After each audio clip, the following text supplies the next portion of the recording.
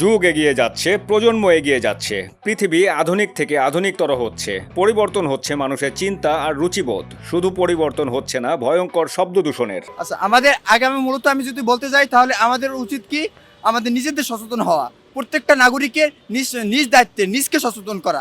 আমাদের একটা বাঙালি একটা প্রবাদ আছে, যেমন কি কয়লা ধুইলে ময়লা যায় না। আর আমাদের বাঙালি এমন একটা স্বভাব যে আমরা এই কতদিন পর্যন্ত টানা প্রোগ্রাম করতেছি, একটা এত বলা হয়েছে, তারপর তারা কোনো সংশোধন হচ্ছে না, তার নিজেদের ভালো নিজেরা যাচ্ছে না। তা কয়লা ধুলে যেমন ময়লা যায় না, আমাদের বাঙালিরও তেমন স্বভাব যাচ্ছে না।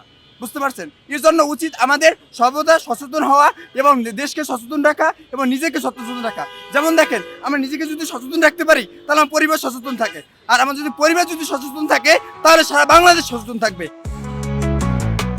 প্রতিনিয়ত শিশু থেকে বৃদ্ধ শিকার হচ্ছেন প্রকাশ্যঘাতক শব্দ দূষণের। পরিবেশবাদীরা এ নিয়ে বহু আলোচনা আর সমালোচনা করলেও বাস্তবিক অর্থে শব্দ দূষণ আরও তীব্র থেকে তীব্রতর হচ্ছে।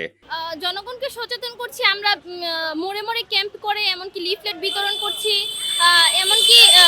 এমনকি উচ্চমাত্রা হর্নের জন্য সবাই হচ্ছে হাইড্রোলিক সিস্টেমের যে হর্নগুলো এগুলো চেক করে খুলে নেওয়া হচ্ছে। বলা হয়ে থাকে সচেতনতাই নাকি শব্দ দূষণ রোধের একমাত্র নিয়ামক, কিন্তু যারা শব্দ দূষণ করছে, যেমন গাড়ির হাইড্রোলিক হর্ন, উচ্চ স্বরে হর্ন বাজানো, উচ্চ স্বরে মাইক বাজানো সহ নানাবিধ শব্দ দূষণের জন্য যারা দায়ী, তারা কি আদৌ সচেতন হয়েছে বা হবে? এ নিয়ে প্রশ্ন থেকেই যায়। তবে সব শেষে ঘুরে ফিরে যে কথাগুলো আসে তা হলো আইন করে তার প্রয়োগ নিশ্চিত করতে হবে এবং দেশ ও দেশের মানুষের স্বার্থে ভয়ঙ্কর শব্দ দূষণ রোধে গণসচেতনতা তৈরি করতে হবে বলে সকলে মনে করেন।